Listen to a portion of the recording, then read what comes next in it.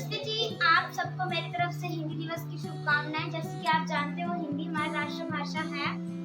आज 14 सितंबर 2022 के दिन मैं आपको बताना चाहूंगी कि हिंदी भाषा का इतिहास कहाँ से शुरू हुआ था, हिंदी भाषा का जन्म कैसे हुआ था।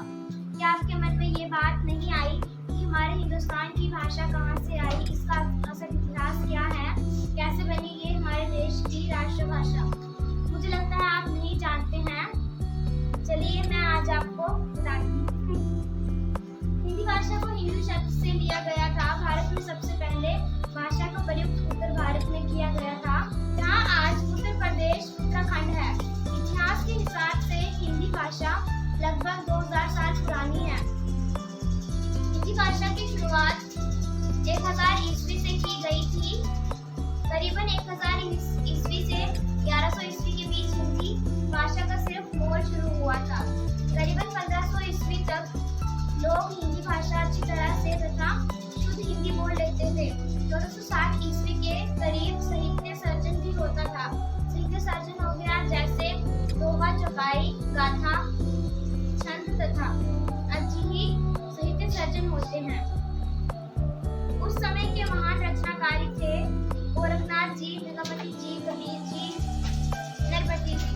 करीबन 1500 ईस्वी के बाद जब भारत में हिंदी का विकास हुआ, तभी हिंदी भाषा में बहुत बड़ा बदलाव आया। उस समय हमारे देश में मुगलों का शासन होना शुरू हुआ और मुगलों की भाषा पूरब हिंदी भाषा पर होने लगा। फारसी भाषा का उपयोग करने लगे, क्योंकि मुगल उसी को राजमहल में नौकरी देते थे जिसे अच्छी तरह से फारसी आती थी।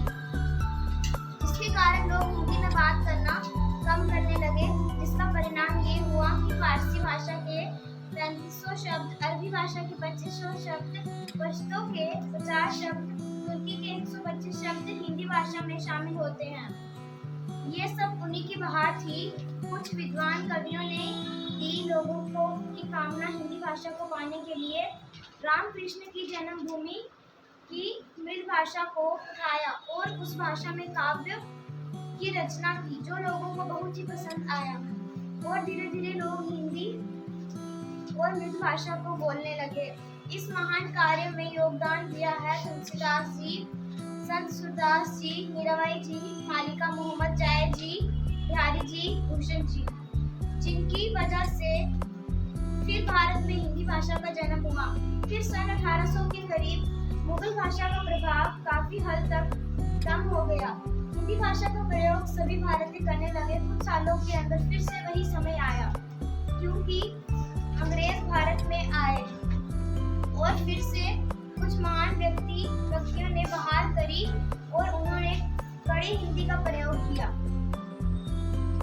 उसमें शुद्ध हिंदी का प्रयोग किया और कुछ ऐसी पुस्तकें खड़ी की जो लोगों के दिल में बहा जाती थी।